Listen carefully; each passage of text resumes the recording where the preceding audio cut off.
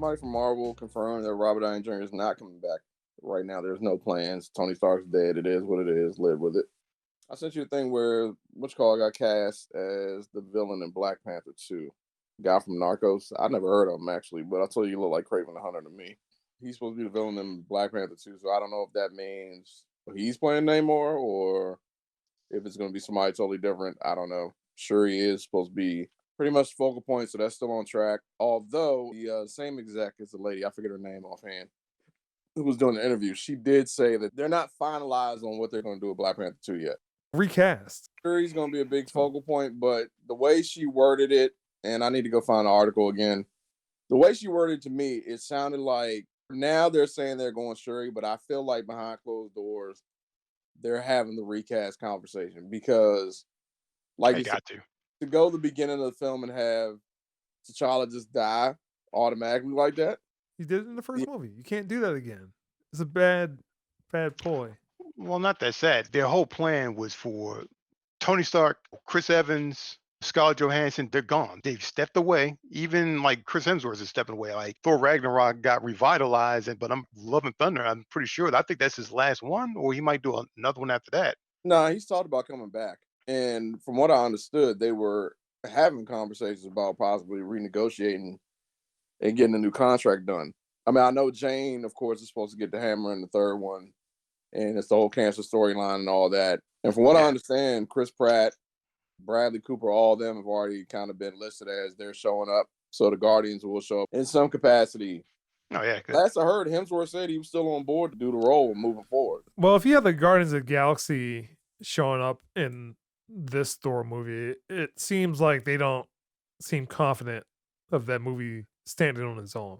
I think it's about confidence. The whole Jane Foster storyline was, I don't want to say it's like a niche thing. There's no way Natalie Portman is going to take over the role.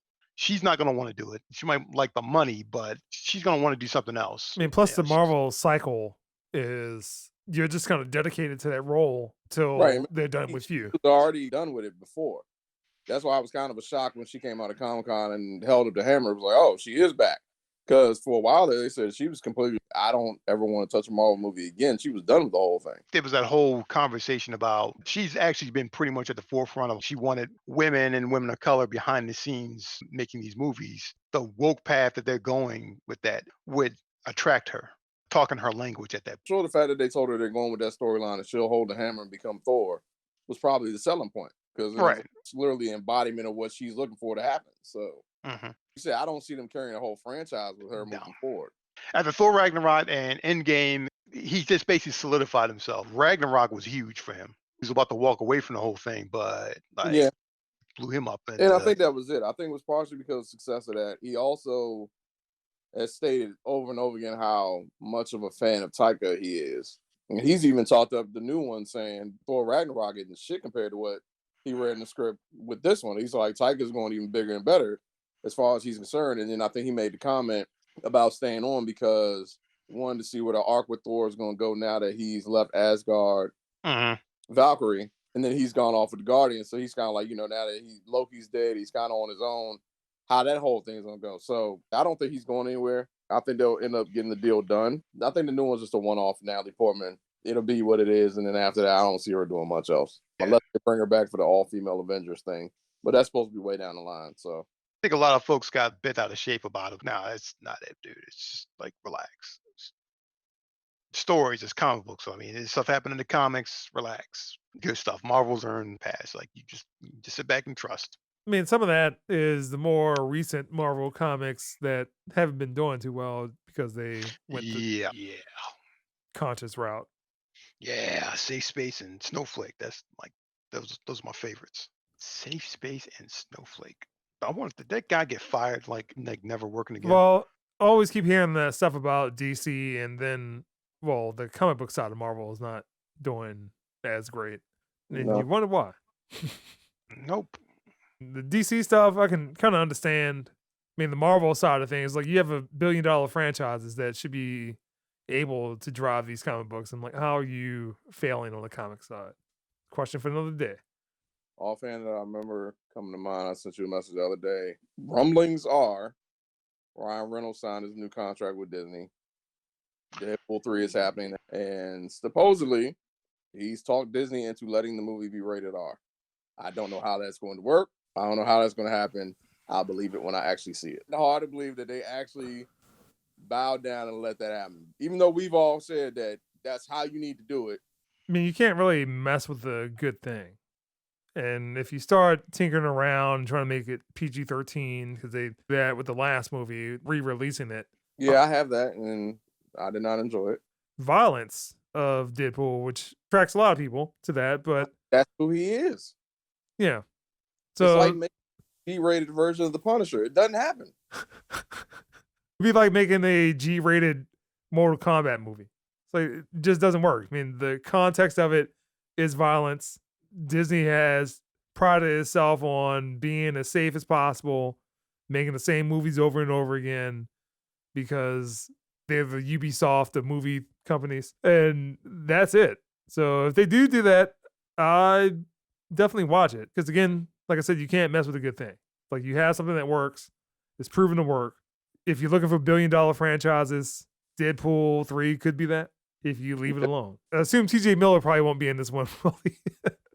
Yeah. He got canceled between the last movie. Yeah, I know. They're trying to cancel Gina Carano now. What for?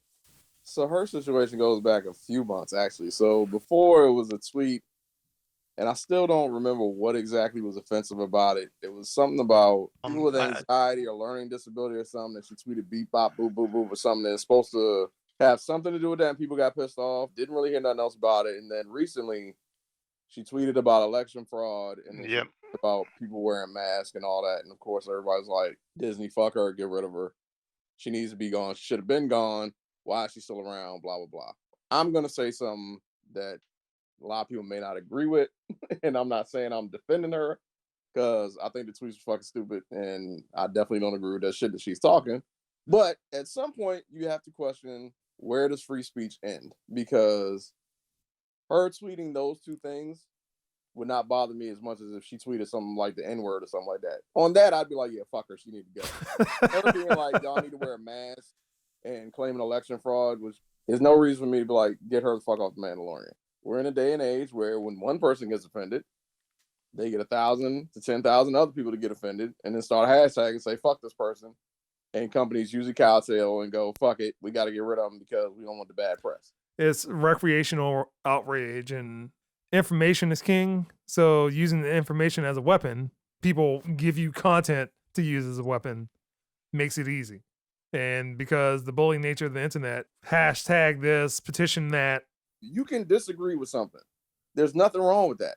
But when you start getting to the point of, oh, fuck this person, they shouldn't be on the show and cancel them, they shouldn't be who they are and blah, blah, blah. It's like, certain things aren't intended to be malicious. They're just ignorant. So you have to make that distinction where something is intentionally malicious and someone's just being ignorant, that someone's just clueless about something. So do you penalize everybody that answers the question wrong? Do you penalize everyone that their view isn't necessarily offensive, but you just don't like it? Kind of the slippery slope of the internet. The internet has turned into the thing that it attempted to stop. Hey, we need to stop online bullying. Now everybody just bullies everybody. It's an even playing field.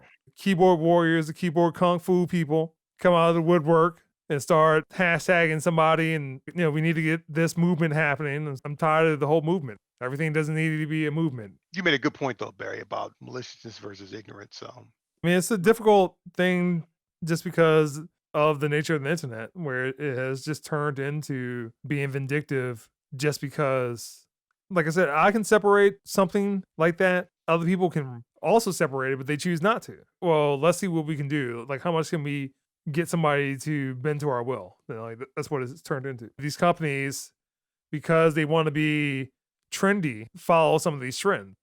Hugh Jackman supposedly might be showing up in Deadpool 3, but not as Wolverine. Because, him and Ryan Reynolds had this bromance shit going. Yeah, because didn't they do something during quarantine, I think? Or was that before quarantine? I thought they had done something. They did a commercial recently. The other day it came out. Something that's going on. Well, it'll be interesting to see if Disney kind of acknowledges the Hugh Jackman Wolverine somehow. he probably won't be Wolverine. Running Well, joke will still be saying- there, but you but kind it's of a have to. That's like, Yeah, I mean, they're supposed to be going real big on this multiverse thing, so I would assume that at some point they reference it or make a hint to it or something. Days of Futures Past when he just kind of shows up. It may be, but for anybody listening, spoiler alert. So there's a rumor that Quicksilver from Days of Future Past, the young one, shows up in WandaVision. Huh. Okay. What, came that out a actor? couple weeks ago, and I just didn't mention it. Yeah, same actor and everything. Huh. Like, is her brother coming back? I guess. Like, Well, that was the rumor before, that supposedly Wanda learns how to bring people back from the dead, and Quicksilver's supposed to come back at some point. They're all in on WandaVision setting up the next phase. They've been saying that for a while. So I'm being honest. When January 15th hits, we shouldn't be 4 to 5 episodes in going, what are they setting up? The way they keep talking about this shit, WandaVision halfway through, we should already be like, what the fuck is going on? 8 episodes, 13 episodes. How Yeah, many? that's the thing. I don't know how many episodes it is, but I know it's supposed to go through like all these different time variations, like based on pay homage to old TV sitcoms and stuff like that. Talking it up big. And then, like I said, from there, she's supposed to go Doctor Strange, and she's supposed to be this key focal point of setting up all this shit going forward. Kind of makes sense because they're going to go with that House of M type storyline where she goes batshit insane. Avengers are technically broken up. So the disassemble storyline with Wanda just goes insane from her powers. And at one point in her storyline, she in creating children for her and Vision, constructs that she created in her head. And it turned out that the last 10 years, Professor Xavier and Doctor Strange were basically restraining her powers because she was just doing these off the wall shit every once in a while. The whole event was her psychotic break. Various Avengers getting killed, dudes getting killed, Hawkeye gets killed. It's like, what the hell is going on? That seems like X-Men 3. Yeah, a lot of it. So pretty much after the fact, after that, they go to the House of M. She creates an entire universe, reality, so that mutants are the ascendant, humans are not. And Multiverse of Madness, I don't even know what to expect with that one. I mean, I think you're just going to see a shitload of people in one movie, which that's going to be horrible. That's Spider-Man 3 all over again. Well, that's what they seem like they're doing with the Spider-Man movie.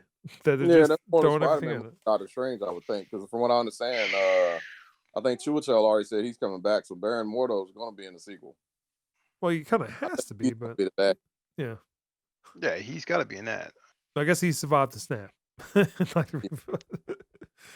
Yeah, he came back. What I want them to do finally is give us some casting information on Fantastic Four, and the multiverse would be the perfect way to introduce the Fantastic Four. To Feige's credit, he did say a while ago we weren't getting that to at least 5 or 6. So I think they have an idea who they're already planning on casting and who they've talked to. Oh, Amber Heard apparently. Don't say that. Don't say that. For him. Yeah. Oh, she talked about it? Oh, yeah, she could talk all she wants. Yeah, she talked to them about playing Storm, but then they were talking to her about playing Black Cat. Oh, God. I hope they don't cast her as Sue Storm. Give her Black Cat. I don't give a shit. She don't have to add too much dialogue. well, man, I'd still be with Emily Blunt. And John Krasinski, I've Yeah. been saying, I don't see why they just don't do it. They have natural chemistry. Especially since he said he'd do the role too. like Plus, I he told can you, direct. everybody said they're in. I'm like, man, just make it happen. Get it done. He looks like somebody that would be Mr. Fantastic. Yeah, I mean, absolutely. I don't think he wants to be in that role that long because, I mean, that's like a founding member of Marvel. Nah, Yeah, He'd how want to long be does he around have for to about Oh, that's the question. 5 movies, 10 But years. Matt, remember, Marvel's contracts work every time you appear counts as one of your films. exactly. So he doesn't have to do 5 full films. He can literally pop up just 5 times and he's done. But it's still, you're looking at what, maybe 8-10 years, maybe? Yeah, but That's 18 years, but for like every year, you're doing like what, 2 weeks worth of work? Yeah, and then also Well, remember, months. I wouldn't say 2 weeks, but yeah, I would probably say at least three months. Yeah, It- remember it- the I way was going to say, it should be going down. longer. Robert Downey Jr. filmed his. How long did he film the Spider-Man scenes? Oh, it I wasn't think it long was at like all. it was like a couple days. Yeah, it wasn't long at all. Yeah, it was like a couple days. He Like, was hardly even work at this point. dude got pocket of what, 20 million? Like, no, Like- trust me. like Everybody wants a contract. Marvel film. Yeah. Everyone wants that Marvel contract. They all want it. Hey, the way the landscape's going and how big comic book movies are now, pretty much everybody is on. You need to get one at this point because Mhm. look at everything else; it's not working. You don't have too many new action franchises, new adventure movies. Man, and you Quiet can get Place 2. more I'm waiting by- for that to come out. Well, the At problem this is point, that that might be on the bar got Netflix. yeah, the problem is the bar got raised for that money. So like everyone's counting that Asian money, and not just China. It's India and Well, it's rest India of and the world. China. Everyone's counting that money. Like if you're not pulling in $1 billion, the franchise has failed. $1 billion?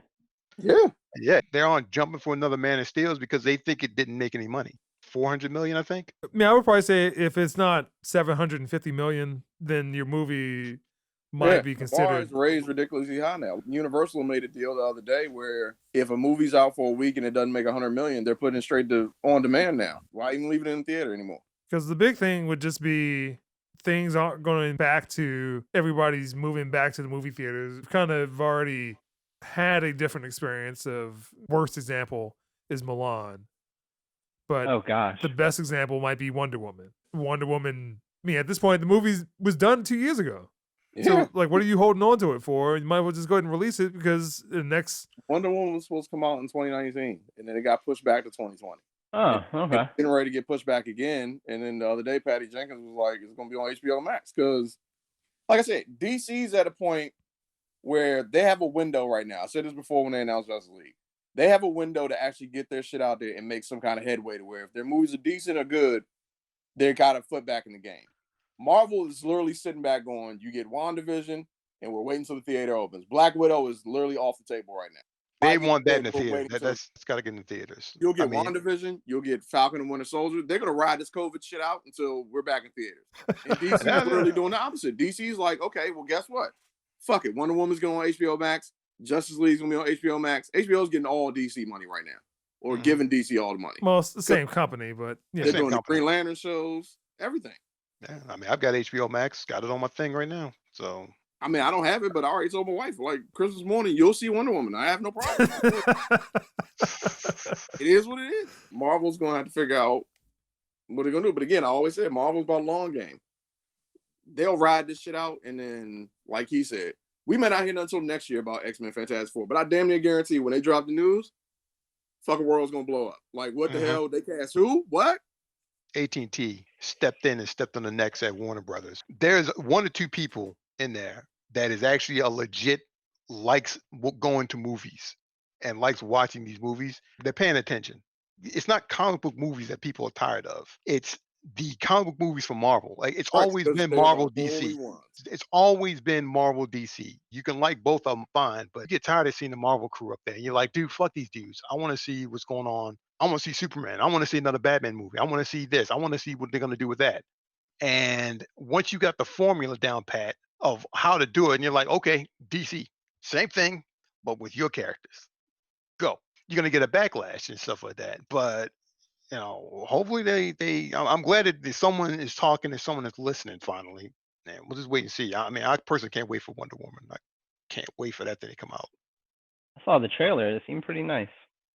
Dude, she was lassoing a goddamn lightning bolt. I'm all about that. Fuck that goddamn invisible plane. Did she do that in the comic book, or does she just fly? I think she just flies, right? They've been coming up ways for her to get around for years. This is the best way I've ever seen her do it. Toss a lasso up and catch a cloud and fly for that. I'm like, I'm all for that. That is some just like that is some bad edgy moves that no one has thought of yet. I'm all about that. She lassoed a damn lightning bolt. I'm not gonna be kidding here. It's fantastical. My brain can make the stretch. It's scientifically possible. Thanks to her magic lasso. That's all I got to What say. the hell, That's yeah. all the science I need. That's all the science I need. Lightning strikes, you catch it with your magic lasso and you swing off of that shit. Get to work in 2 seconds. Oh yeah, Man of Steel made $668 million worldwide. So it didn't break that $1 billion mark. So they're not But how much did it cost to make? 2.25 million. So it made So- like 400 million profit. No, it's Well- like plus advertising fees as well. So you add another Yeah, 100 to again, it 200 probably million. would have had to be 750, 800 million Mhm. for it to be considered a Profitable. success. Advertising alone costs almost as much as making a movie. Is ridiculous to me, but whatever.